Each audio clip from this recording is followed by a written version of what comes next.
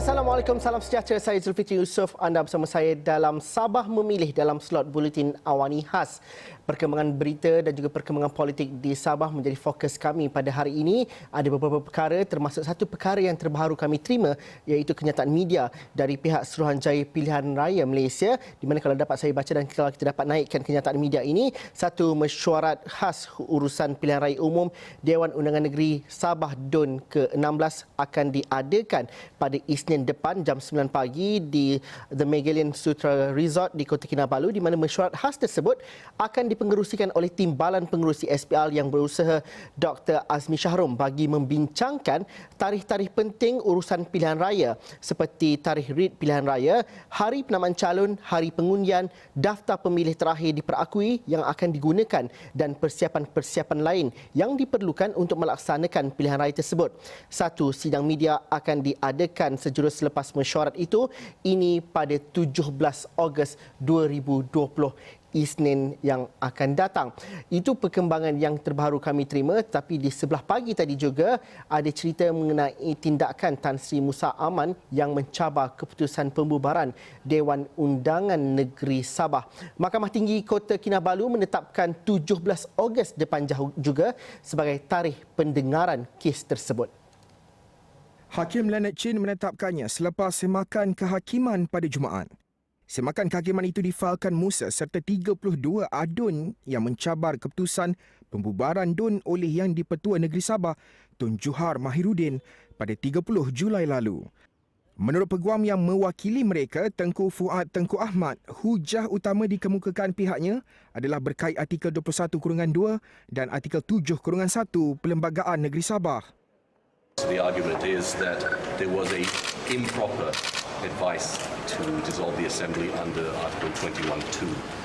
We also state that the governor failed to exercise his constitutionally mandated discretion under Article 7(1) to consider Tan Sri Musa as being a person who commanded the confidence of the Legislative Assembly and be sworn in as Chief Minister. Tun Juhar serta Kerajaan Negeri diwakili Peguam Besar Negeri Sabah, Brandon Keith. Itu cerita di Mahkamah Tinggi Kota Kinabalu sebelah siang ataupun sebelah pagi tadi untuk memberikan perkembangan terkini mengenai situasi dan juga perjalanan kes pada sebelah pagi tadi, dan juga perkembangan terkini politik di Sabah. Bersama saya menerusi secara langsung pada petang ini ialah saudara Ruzaini Zulkifli, merupakan wakil Astro Awani di Kota Kinabalu, Sabah. Ruzaini, kalau dapat diceritakan, cuaca nampak okey hari ini di Kota Kinabalu. Kalau Ruzaini dapat cerita, kita bercerita mengenai perjalanan kes saman oleh Tan Sri Musa Aman sebelah pagi tadi. Sejauh mana sebenarnya kes mahkamah ini mencuri tumpuan orang-orang politik di Sabah sejak semalam sehingga ke hari ini? Adakah ada perbualan-perbualan yang Ruzaini dengar dan juga dapat kita fahami? Ya, terima kasih Zul. Kita bersama lagi dalam Buletin Khas Awani kali ini untuk PRN Sabah. Zul, untuk pengetahuan Zul, mengikut cakap-cakap politik di luar sana dan juga sekaligus segala pemerhati politik, perkembangan kes Tan Sri Musa di mahkamah pada pagi ini sekaligus menunjukkan satu persepsi terbaru di mana adakah PRN ini akan tertunda, ataukah adakah penerimaan kes itu akan menyebabkan PRN ini terhenti dan seterusnya Tan Sri Musa mungkin boleh mengangkat sumpah. Itu cakap-cakap politik di sana. Dan kalau melihat kepada sentimen orang ramai pada kali ini, mereka boleh dikatakan masih tertunggu-tunggu setiap perkembangan kes mahkamah, di mana kalau sebentar tadi kami berada di mahkamah, argumennya adalah, kalau boleh saya kongsikan sedikit apa yang Tengku Fuad katakan tadi di mahkamah. Mereka berhujah berhubung situasi menurut artikel 21-2 Perlembagaan Sabah dan juga artikel 7-1 di mana seorang ketua menteri telah kehilangan sokongan majoriti Zul. Dan ini adalah susulan pada pembubaran Dewan Undangan Negeri pada 30 Julai lalu, di mana Ketua Menteri Sabah telah mengumumkan pembubaran Dewan Undangan Negeri selepas mendapat perkenan daripada Tun Juhar Mahiruddin selaku Tewati Sabah. Dan dinamika politik dilihat akan berubah sedikit selepas ini kerana momentum PRN kelihatan akan bergantung kepada keputusan mahkamah ini. Adakah ia diterima atau di sebaliknya? Itu yang saya boleh kupas sedikit Zul berkenaan kes mahkamah ni. Tapi hakikatnya kalau anda mengikuti kami juga dari awal tadi, saya katakan juga pendengaran kes itu 17 Ogos, tetapi pada 17 Ogos juga akan berlaku mesyuarat khas di peringkat SPR untuk menentukan beberapa perkara mengenai tarikh penamaan calon, tarikh pilihan raya dan sebagainya. Ada 2 perkara di situ. Tapi cukup cerita pasal mahkamah, agak teknikal di situ. Ruzaini, kalau dapat ceritakan, kalau Ruzaini ada berkongsikan cerita bersama kami di astroawani.com di sebelah pagi tadi bahawa Parti Cinta Sabah, kalau dapat dinaikkan artikel ini di astroawani.com, Parti Cinta Sabah PCS bersedia untuk bertanding merebut 37 kerusi dalam pilihan raya negeri pada kali ini, di mana Timbalan Presiden Datuk Seri Wilfred Bamburing dalam satu kenyataan pada Jumaat berkata senarai calon sudah diterima tetapi belum dimuktamadkan sepenuhnya, dan beliau berkata calon bertanding dan jumlah kerusi itu akan diumumkan sebaik sahaja SPR membuat pengumuman berhubung tarikh PRN Sabah. Ruzaini, kalau dapat diceritakan siapa mungkin dapat ceritakan latar belakang mengenai Parti Cinta Sabah ini, bagaimana kekuatan mereka dan apa yang isu yang dibawa oleh mereka, Ruzaini? Ya Zul, berkenaan Parti Cinta Sabah ni, apa yang saya boleh riki sebentar tadi, Parti Cinta Sabah ini difahamkan telah ditubuhkan sejak tahun 2013, di mana ia dijenamakan semula beberapa minggu lalu, dan kini ia diketuai oleh mantan Menteri Luar Negara Datuk Seri Anifah Aman, dan beliau juga merupakan ahli Parlimen Kimanis. Seperti yang kita boleh saksikan di astrawani.com, parti ini telah mencadangkan untuk bertanding sekurang-kurangnya 37 buah kerusi, Zul, untuk PRN kali ini.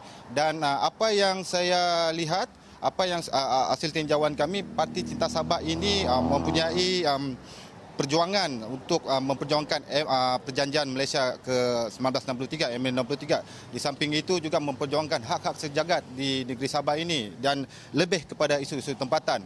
Dan Zul, saya suka ingin kongsikan sedikit juga, semalam juga kami menerima kabar di mana sebuah lagi parti tempatan, iaitu Parti Liberal Demokratik, LDP, yang di mana mereka telah menyuarakan untuk bertanding sekurang-kurangnya 40 kerusi, Zul, untuk PRN kali ini. Dan saya sedikit recap, parti ini muncul pada era sebelum PRU yang ke-13 yang lalu, di mana ia diketuai oleh Tan Sri Chong Kah Kiat, merupakan bekas Ketua Menteri Sabah dahulu. Dan kami ada juga memetik laporan berita tempatan di mana beliau, Tan Sri, bakal membuat penampilan semula pada PRN ini dan seterusnya mengemudi parti berkenaan. Ya Zul. Ruzaini, kalau diceritakan LDP, contohnya tadi Ruzaini mengatakan bahawa nak bertanding 40 kerusi, Parti Cinta Sabah 37 buah kerusi, satu jumlah yang besar. Ada figura politik veteran di belakang kedua-dua buah parti ini, bukan parti yang baru, akan tetapi dengan nombor yang begitu besar, bagaimana akar umbi, apa isu mereka dan sejauh mana mereka ini dekat di kalangan rakyat negeri Sabah? Kerana berdasarkan nombor itu ada keyakinan di situ. Bagaimana kalau kita dapat fahami, Ruzaini?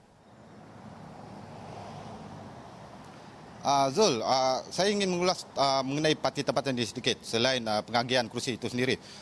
Kalau dilihat pada trend pada PRU ke-14 lalu, di mana sebuah parti tempatan, STAR, telah menjadi kingmaker kepada pentadbiran negeri, di mana kalau kita boleh imbas kembali pada PRU ke-14 dahulu, pihak Parti BN dan juga pihak Parti Warisan dan Sekutunya telah seri dengan masing-masing mempunyai majoriti 29 kerusi, di mana Parti STAR mempunyai 2 kerusi. Parti STAR ini, Zul, diketuai oleh Datuk Jeffrey Kitingan, di mana beliau telah memilih untuk berpihak kepada Parti BN pada ketika itu dan seterusnya membuat satu keputusan menyertai pentadbiran di bawah Tan Sri Musa Aman. Tapi itu saya akan ulas di episod yang lain, Zul. Kalau kita lihat kepada kemunculan parti politik tempatan di Sabah ini, di mana kami akan jangka lebih banyak lagi lepas ini, kerana berdasarkan maklumat kami juga terima, bekas Speaker Dewan Rakyat iaitu Tan Sri Padikat Amin Mulia turut akan mengetuai satu parti baru. Mungkin parti ini sudah lama, mungkin menjenamakan semula, iaitu Parti USNO. Di mana kalau awal sejarahnya parti itu adalah bukan parti dominan sebelum kemunculan UMNO di Sabah, Zul. Ya, Zul. Okey, Alang Ruzaini sudah bercerita mengenai perkara itu. Itu kita simpan, itu saya akan bincangkan bersama dengan analisis politik pada blok seterusnya. Tapi Ruzaini, apa perkembangan politik yang kita dapat jangkakan pada hari Sabtu, Ahad, hujung minggu? Dikabarkan Menteri Kanan Datuk Seri Azmin Ali juga akan turun ke negeri Sabah. Datuk Seri Syafiq Afdal juga ada programnya di pantai di sekitar Lak Datu dan sebagainya. Apa yang kita dapat jangkakan dan juga bagaimana percaturan dan juga persefahaman antara UMNO dan juga Bersatu, khususnya selepas Datuk Seri Zahid Hamidi tiba di Sabah beberapa hari lalu, adakah sudah mencapai kesepakatan? Okey Zul, ya besok kita akan menyaksikan Ketua Penerangan Parti Nasional PN Datuk Seri Azmin Ali akan bertandang ke Kota Kinabalu ini bagi menghadiri satu mesyuarat pimpinan Bersatu Sabah. Kami menjangkakan selain Datuk Seri Azmin, berkemungkinan Setiausaha Agung Bersatu sendiri iaitu Datuk Seri Hamzah Zainuddin turut akan bertandang ke Sabah. Kami jangkakan satu perkembangan menarik pada esok Zul, kerana berdasarkan maklumat awal dalam majlis itu akan diadakan penyerahan borang keahlian dan seterusnya satu sidang media akan diadakan. Dan berhubung rute yang akan dilaksanakan oleh Datuk Seri Mohamed Syafiq Afdal selaku Ketua Menteri Sabah Mentara ini, rakan setugas saya Saudara Rizal Abdullah di kawasan Pantai Timur akan membawakan dan memberi perkembangan rapat yang berhubung perkara itu. Dan soalan terakhir Zul tadi yang berkenaan momentum pihak Bersatu dan juga pihak UMNO susulan kehadiran Presiden UMNO Datuk Seri Ahmad Zahid Hamidi baru-baru ini, kita jangkakan ia mungkin boleh diketahui esok berdasarkan mesyuarat Bersatu yang diadakan pada esok Zul, dan sebarang perkembangan rapatnya kami akan bawakan melalui astroawani.com dan Astro Awani. Ya, okay. Zul, teruskan. Terima kasih Ruzaini atas perkembangan dan juga perkongsian cerita dari Kota Kinabalu. Ruzaini Zulkifli, Wakil Astro Awani di Sabah bersama dengan kita sebentar tadi. Saya akan teruskan diskusi ini bersama dengan penganalisis politik Dr. Anil Puyok dari Unimas Sarawak, anak Sabah tetapi di Sarawak, dan bagaimana kita melihat perkembangan politik ini, itu kita bincangkan sebentar lagi. Kita berhenti lihat seketika dahulu.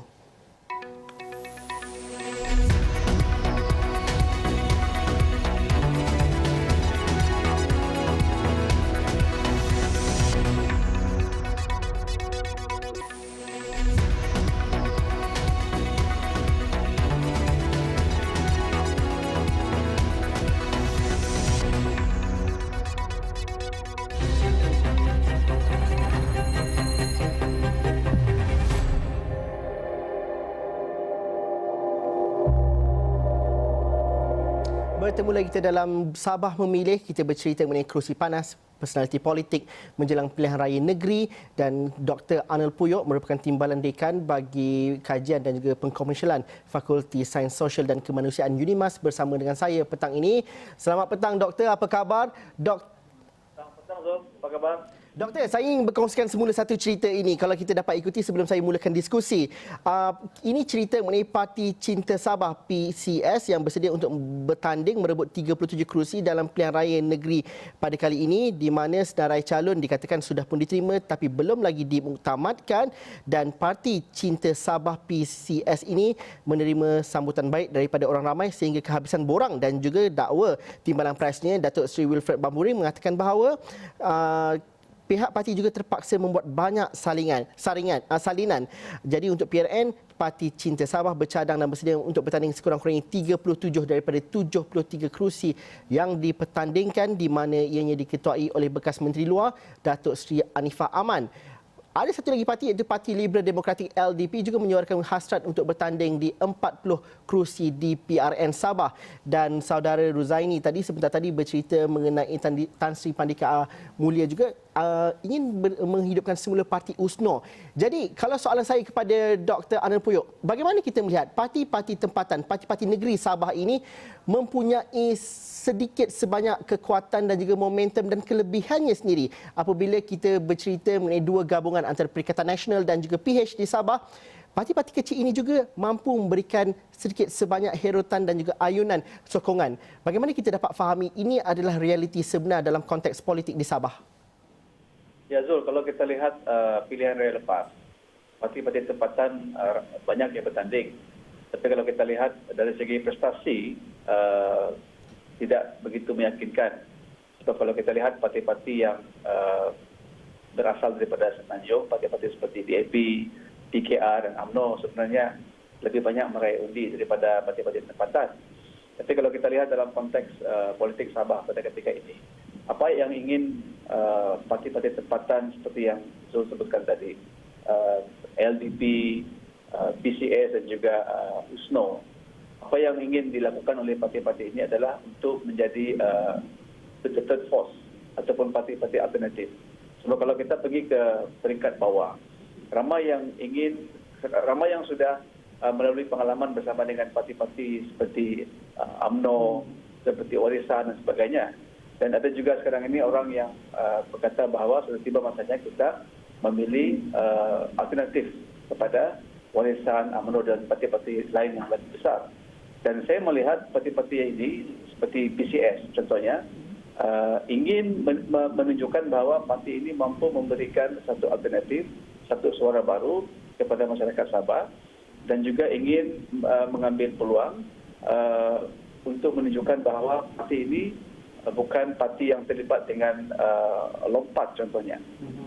Dan LDP bagi saya sangat menarik sebab walaupun kita dapat melihat prestasi Ketua Menteri Chong Kak Ket, kalau kita tanya orang di Sabah lah, ramai yang beranggapan bahawa Chong Kak Ket ini berkhidmat dengan baik. Tapi sebenarnya LDP walaupun parti kecil, mungkin boleh mampu memberikan impak di tempat-tempat di mana parti ini dulu pernah menjadi parti yang begitu disegani dan kuat pada satu ketika itu.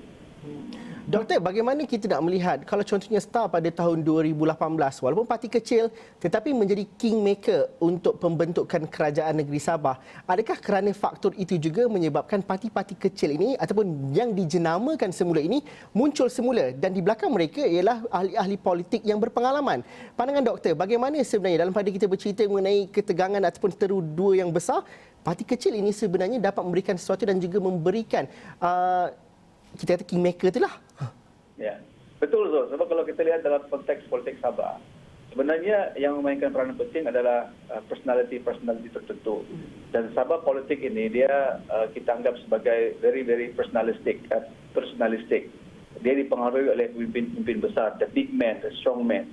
Dan itu masih lagi berlaku pada ketika ini. Jadi apabila kita bercakap tentang lompat parti ataupun katak, dan sebenarnya banyak katak-katak ini kalau bertanding masih boleh menang. Dan ini bergantung pada sejauh mana pemimpin-pemimpin ini dapat menjalinkan hubungan rapat dengan pengundi ataupun dapat menggunakan machinery parti untuk menguatkan sokongan ataupun mungkin dapat membawa politik pembangunan itu sendiri di kawasan-kawasan di mana mereka menjadi pemimpin yang sudah berpengaruh. Dan bagi saya memang it's possible, ada kemungkinan besar bahawa parti-parti kecil ini nanti akan menunjukkan diri sebagai bukan hanya sebagai alternatif tapi sebagai rakan kongsi kepada coalition ataupun pakatan yang akan dibentuk oleh parti-parti besar nantilah selepas pilihan raya. Doktor, apabila doktor mengatakan begitu, saya ingin juga merujuk kepada kenyataan yang dibuat oleh UMNO, pengerusi ataupun pengerusi perhubungan negeri UMNO Sabah iaitu Datuk Seri Bong Mokhtar mengatakan bahawa 85 hingga 90% calon yang akan ditampilkan oleh UMNO ialah muka-muka baru. Walaupun tidak dinyatakan orang muda di situ. Tapi saya juga ingin kaitkan anak-anak muda Sabah juga mahukan orang-orang muda, orang-orang yang segar, bukannya terikat dengan kisah dan juga sejarah politik yang lama untuk memimpin negeri Sabah. Itu kita bincang sebentar lagi, boleh doktor? Kita nak berhenti lihat seketika dahulu. Kita jumpa lagi selepas ini. Politik orang muda, muka baru dan sebagainya, itu kita bincangkan dalam Sabah Memilih dalam Buletin Awani Khas sebentar lagi.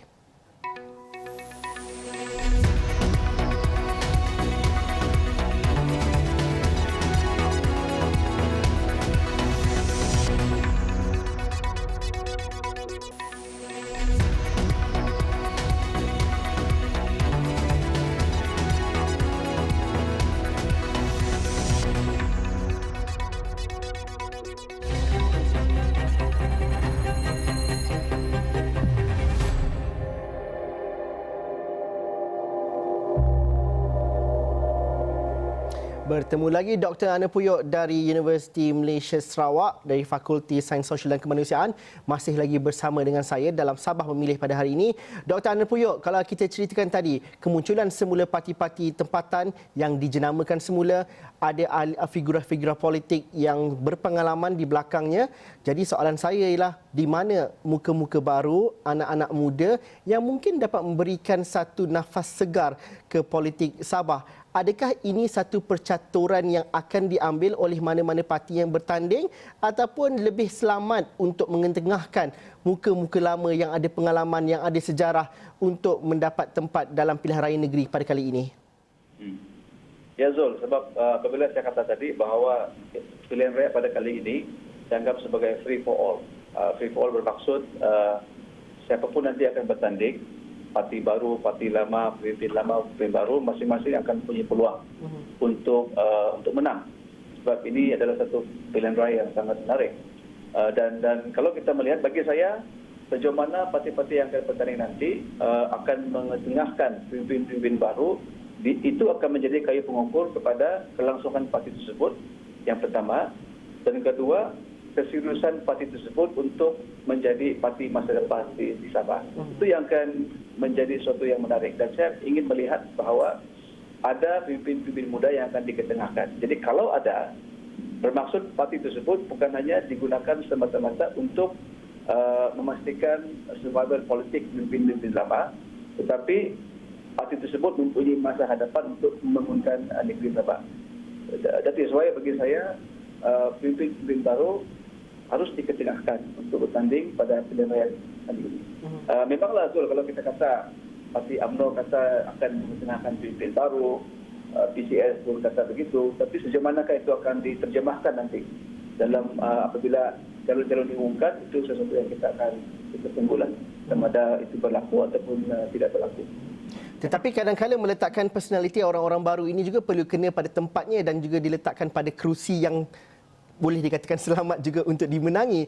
Jadi kalau doktor dapat memberikan sedikit reaksi, di manakah kerusi-kerusi panas yang perlu dijadikan tumpuan dalam PRN pada kali ini? Kalau Tuaran contohnya, mungkin bukan sahaja kerusi itu panas tetapi melihat kepada percaturan politik dalaman juga penting untuk juga dilihat. Mungkin doktor ada cerapan sendiri kawasan mana yang dikategorikan sebagai kerusi panas ini? Okay. Memang Zul, kalau kita lihat kerusi panas ini akan menjadi kerusi di mana pelompat-pelompat bertanding dahulu. Dan kita akan melihat sama ada mereka masih mendapat sokongan pengundi tempat-tempat itu ataupun pengundi akan mengundi pemimpin-pemimpin yang baru. Itu yang pertama. Yang kedua, kalau kita melihat pilihan raya lepas, Zul, pilihan raya lepas keputusan agak sangat close di antara PN dan juga di antara Warisan. Dan bagi saya, di manapun kursi tersebut, saya boleh katakan hampir keseluruhan kursi-kursi itu di Sabah adalah kursi-kursi yang kita panggil sebagai marginal seat ataupun very, very competitive.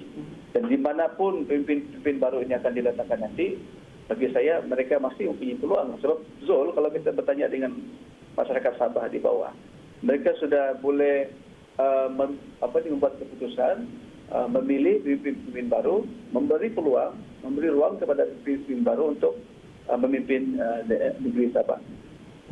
Tetapi apabila doktor menyebut mengenai kerusi panas juga dikaitkan dengan pelompat-pelompat itu, adakah ini satu risiko untuk mengekalkan incumbent di sebuah kawasan itu dan juga itu kita dapat lihat reaksi balas daripada masyarakat atas tindakan mereka melompat ataupun bagaimana doktor? Ya, itu merupakan satu risiko, tapi bergantung kepada populariti pemimpin tersebut di tempat itu. Seperti saya katakan tadi, Zul, kalau dalam konteks negeri Sabah ini, tidak semestinya pelompat itu akan dihukum semasa pilihan raya. Ada pelompat seperti contoh Dr. Jeffrey yang dipanggil sebagai Raja Batak, tapi pada pilihan raya lepas, beliau adalah kingmaker. That's why bagi saya bergantung pada sejauh mana pemimpin tersebut mampu untuk meraih sokongan, untuk membina satu jaringan pengundi yang kuat, menggunakan jentera pilihan raya untuk memastikan kawasan tersebut, pemimpin-pemimpin ataupun pengundi-pengundi di kawasan tersebut rapat kepada pemimpin itu. Itu bergantung pada di mana kawasan tersebut dan sejauh mana pemimpin itu berupaya untuk menggunakan personality beliau, karisma beliau untuk meraih sokongan daripada para pengundi. Doktor, saya mungkin ada 1 minit, tapi kalau kami di sebenarnya mungkin tertanya, apakah tips rahsia kejayaan mereka yang sering melompat ini masih dapat mengekalkan sokongan? Kerana akhirnya nanti ada yang mengatakan bahawa bagi rakyat Sabah benar ada reputasi lompat, tetapi mungkin seseorang wakil rakyat itu melakukan kerja dan disenangi oleh rakyat. Dari aspek pembangunan dan juga keperluan asas itu dijaga. Adakah itu sentimennya, Doktor?